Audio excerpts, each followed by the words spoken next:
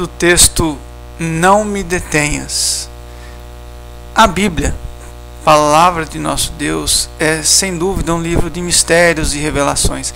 Sempre que a leio, sou maravilhosamente surpreendido.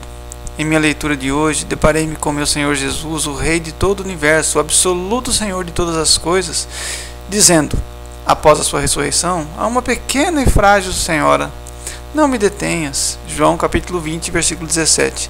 Li muitas vezes essa passagem e confesso que a cada leitura ela me parece mais sublime e ao mesmo tempo mais difícil de compreender. Vejamos o contexto em que o Senhor Jesus disse isso. E tendo dito isto, voltou-se para trás e viu Jesus em pé. Mas não sabia que era Jesus. João capítulo 20, versículo 14. O Senhor Jesus havia acabado de ressuscitar. Ele haveria de dizer: é-me dado todo o poder no céu e na terra. Mateus 28, 18. Havia nele a manifestação de um poder incrível e inimaginável. Ele havia quebrado do lado de dentro os portões da morte. Ele havia destruído os grilhões do inferno. Agora estava dizendo àquela frágil mulher: não me detenhas. Qual a razão dessa frase? O que dava àquela mulher o poder para prendê-lo, ou mesmo para detê-lo? Penso que algumas conclusões são possíveis. A primeira delas é que o Senhor Jesus possuía agora um corpo glorificado, com algumas características incomuns. Afinal, ele podia comer um peixe assado. João 21, versículos 4 e 5. Podia atravessar paredes. João capítulo 20, versículo 19. E algumas vezes seus amigos mais íntimos não conseguiam reconhecê-lo. João capítulo 21, versículo 5. Em tudo isso, fica claro que ele havia ressuscitado. Possuía o mesmo corpo. João capítulo 20, versículo 27. Mas de alguma forma a glorificação fez algo extraordinário que não podemos compreender. E então, lemos que ele possuía um corpo, uma forma, uma estrutura física, um poder nunca dantes visto sobre a terra, e apesar de tudo isso, estava sendo detido por um débil ser humano. Uma segunda inferência, e que na verdade se soma com a primeira, é que este Jesus glorificado, exaltado e Senhor, ele podia ser tocado por mãos humanas, poderia ser seguro ou impedido de partir.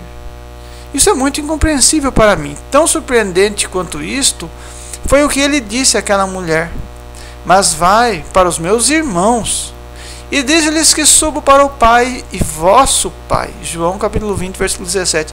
Quem poderia esperar que o Criador chamasse suas débeis criaturinhas de meus irmãos?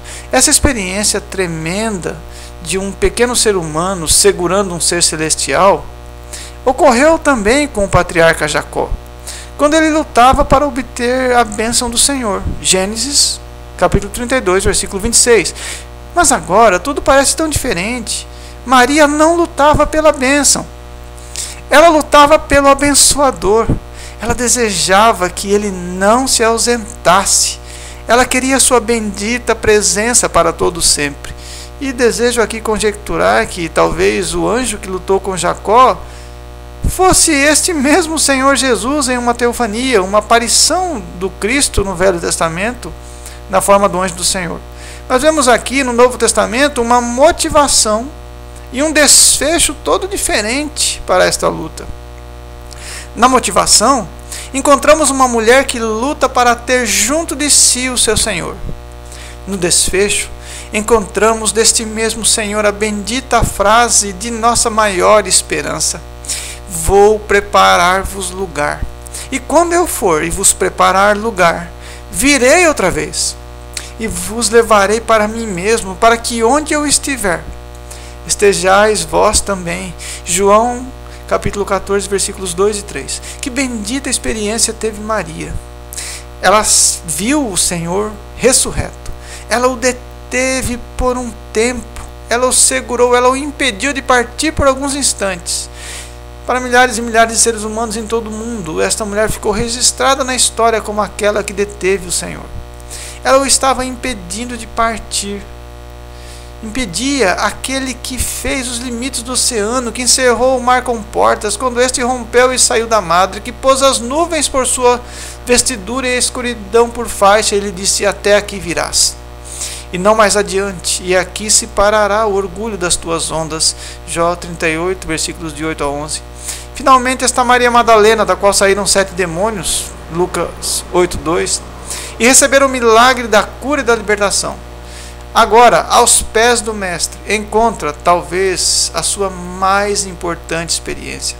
Ela estava diante do Cristo, do Messias ressurreto. Ela poderia afastar-se tremendo e temendo, mas sua face de amor não a assusta, pelo contrário, remove as vendas e ela reconhece o Mestre, olha para ele e deseja jamais afastar-se da sua presença. E aqui o meu espanto.